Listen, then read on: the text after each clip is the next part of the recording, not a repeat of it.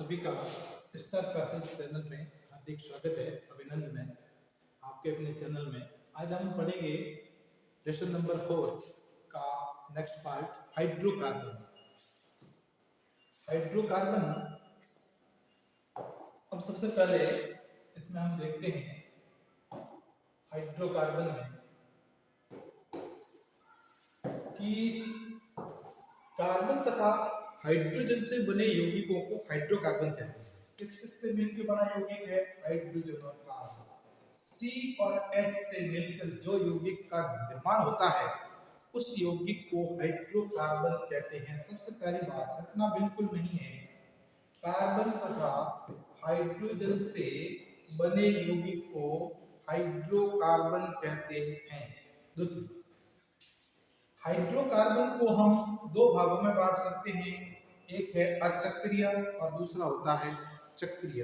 नाम से पता लगता है एक साइकिल के रूप में, पूरा चक्र के रूप में बंद आबंध होते हैं तो उसे चक्रीय कहते हैं, और एक सिंपल रेखा के रूप में या शाखा के रूप में होते हैं तो उसको हम अचक्रीय हाइड्रोकार्बन कहते हैं। तो हाइड्रोकार्बन की परिभाषा, उसके बाद हाइड्रोकार्बन कितने प्रकार के होते हैं, तो हाइड्रोकार्बन कार्बन तथा हाइड्रोजन से मिलकर बने यौगिकों को हाइड्रोकार्बन कहते हैं। हाइड्रोकार्बन दो प्रकार के होते हैं, चक्रीय हाइड्रोकार्बन तथा अचक्रीय हाइड्रोकार्बन। अब बात आती है, जो अचक्रीय हाइड्रोकार्बन होते हैं वो पुनः दो प्रकार के होते हैं।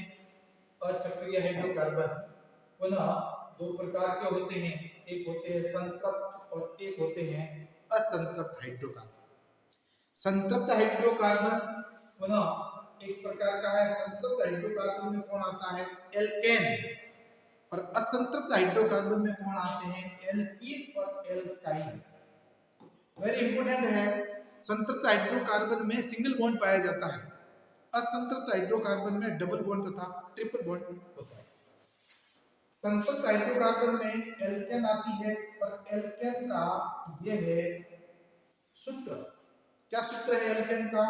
CnH2n+2।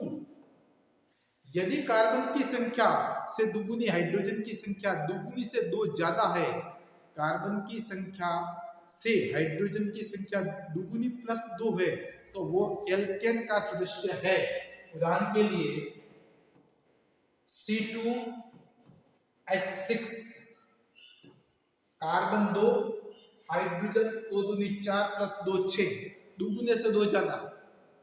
तो ये जो बनेगा इसके पीछे n लगेगा। क्या n लगेगा?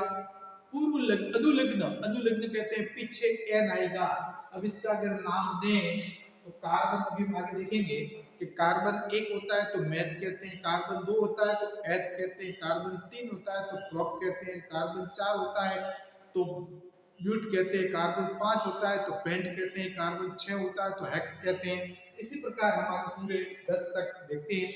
तो यहाँ पर अगर सिंगल बॉन्ड है, डबल बॉन्ड देखना है तो देखते पता लगा दो कि कार्बन की संख्या का दुगुने से दो ज्यादा हाइड्रोजन की संख्या है। कार्बन की संख्या 2, दुगुना कितना हो गया? 4, 4 + 2 = 6। तो कार्बन की संख्या दुगुने से दो ज्यादा है तो वो एल्केन का सदस्य है। इनके बीच में सिंगल बॉन्ड होता है। एकल बंध होता है, अनुलग्न पीछे n लगता है, जैसे H + n ethane, meth + n methane, prop + n propane, but + n butane. इस प्रकार से। इसी प्रकार हम देखते हैं असंतृप्त हाइड्रोकार्बन। असंतृप्त हाइड्रोकार्बन वे हाइड्रोकार्बन होते हैं जिनमें एक द्विबंध या त्रिबंध होता है, डबल बॉन्ड या ट्रिपल बॉन्ड होता है। जैसे एल्किन, एल्किन में डबल बॉन्ड होता है। इसका जो सूत्र होता है एल्किन का CnH2n, केवल Cn और H2n। मतलब क्या हुआ कि कार्बन की संख्या से डबल हाइड्रोजन की संख्या होगी।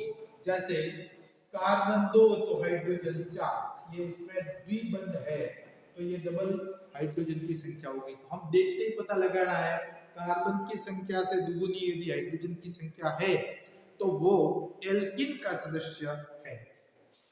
डबल बॉन्ड जरूर होगा एल्किन में, इसके पीछे इन लगेगा।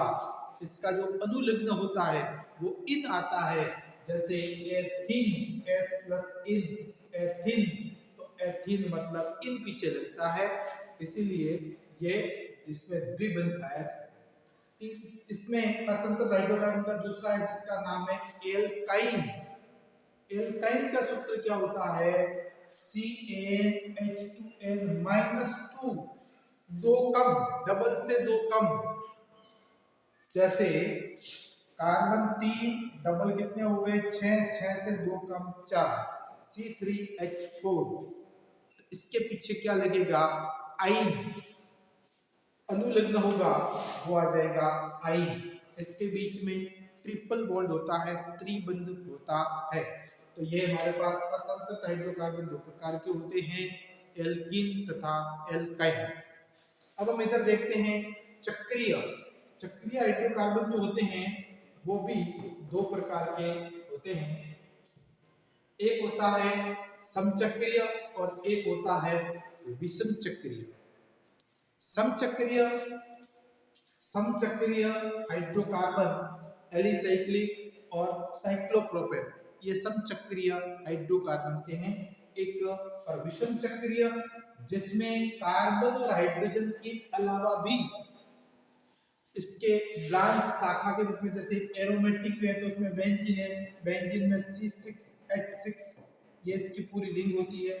तो विषम चक्रीय और समचक्रीय, समचक्रीय में एलिसाइक्लिक और साइक्लोप्रोपेन, ये हमारे इतने ज्यादा कोर्स में नहीं है। समचक्रीय में ये आता है बेंजीन जिसमें carbon hydrogen CH2 CH2 CH2 सब समान चक्र के रूप में जुड़े हुए हैं। और विषम चक्रीय में कोई अन्य परमाणु जैसे NH3 है, CH3 है, ऊपर ये अलग से होता है।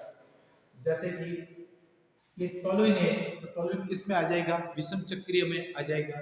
जबकि बेंजीन है वो समचक्रीय में, जैसे बेंजीन में CH2 डबल बॉन्ड CH2, फिर सिंगल बॉन्ड CH2, फिर डबल बॉन्ड CH2, फिर यहाँ पर भी सिंगल बॉन्ड CH2, फिर डबल बॉन्ड CH2। तो इस प्रकार से ये जो बेंजीन का एक निर्माण, आगे बेंजीन देखेंगे, बेंजीन का जो निर्माण होता है इसमें सब में CH2 CH2 CH2 होते हैं, इसीलिए ये समचक्रीय है। जबकि टोलुइन में ऊपर CH3 होता है, पूरी रिंग बेंजीन रिंग और बेंजीन रिंग के ऊपर CH3 होता है, तो विषम चक्रीय कहलाते हैं। ये हमारे कोर्स में नहीं है, समचक्रीय विषम चक्रीय। अब बात आती है आगे हमारे कि अणु में कार्बन परमाणुओं की संख्या के आधार पर इनका नामकरण कैसे करेंगे। यदि कार्बन की संख्या 1 है, वेरी इंपॉर्टेंट है, इसका बेसिक है, आधार है, आईयूपीएसी नामकरण का आधार यहीं से शुरू हो जाता है।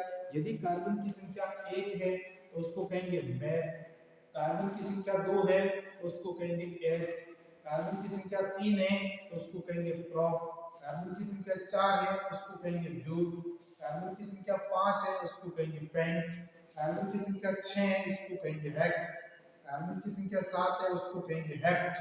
ये सारे, इसी प्रकार कार्बन की संख्या 8 है उसको कहेंगे ऑक्ट, कार्बन की संख्या 9 है तो उसको कहेंगे नॉन, और कार्बन की संख्या 10 है तो उसको कहते हैं डेक।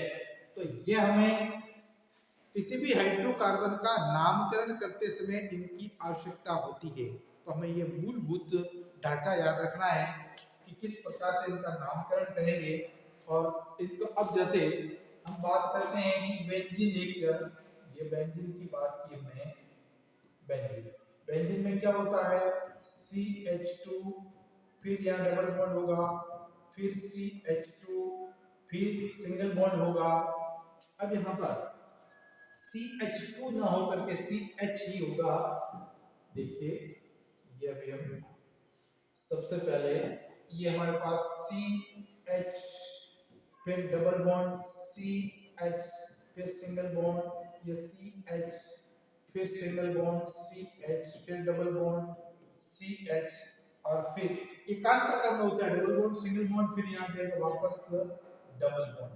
तो एकांतर क्रम में डबल बॉन्ड होता है क्योंकि इसका सूत्र होता है C6H6, ये बेंजीन का सूत्र है, 6 कार्बन और 6, ये एक समचक्रीय, ये पूरे इसमें सम चक्रीय यानी कार्बन और हाइड्रोजन समान रूप से एक चक्र में लगे हुए, ये सम चक्रीय हाइड्रोकार्बन है।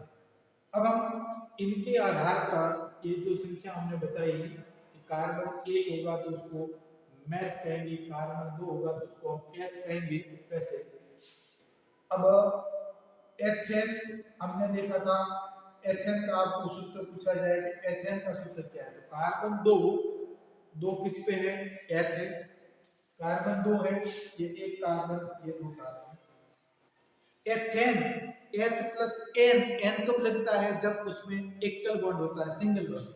तो कार्बन कार्बन के बीच में जब सिंगल बॉन्ड है, अब हमें इससे पहले एक चीज और याद रखनी पड़ेगी कि कार्बन की संयोजकता 4 होती है। कार्बन के साथ जुड़ने वालों की संख्या 4 से ज्यादा नहीं हो सकती, 4 से कम नहीं हो सकती।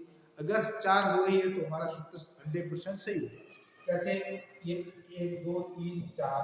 अब आप देख लीजिए एथेन की बात करते हैं, दो चीजों से मिलकर बना है एच प्लस एन। अब एच मतलब कार्बन दो, एक और दो कार्बन हो गए, पीछे एन है मतलब इनके बीच में कार्बन कार्बन के बीच में सिंगल बॉन्ड है। अब बात पीछे वाले सब क्या आ जाएंगे, हाइड्रोजन, यहाँ पे यहाँ पे यहाँ पे और यहाँ पे, ये सब हाइड्रोजन जुड़ जाएंगे। तो इस ये इसका सूत्र हो गया एथेन का। इसको हम और ज्यादा आगे कर लेंगे। धन्यवाद।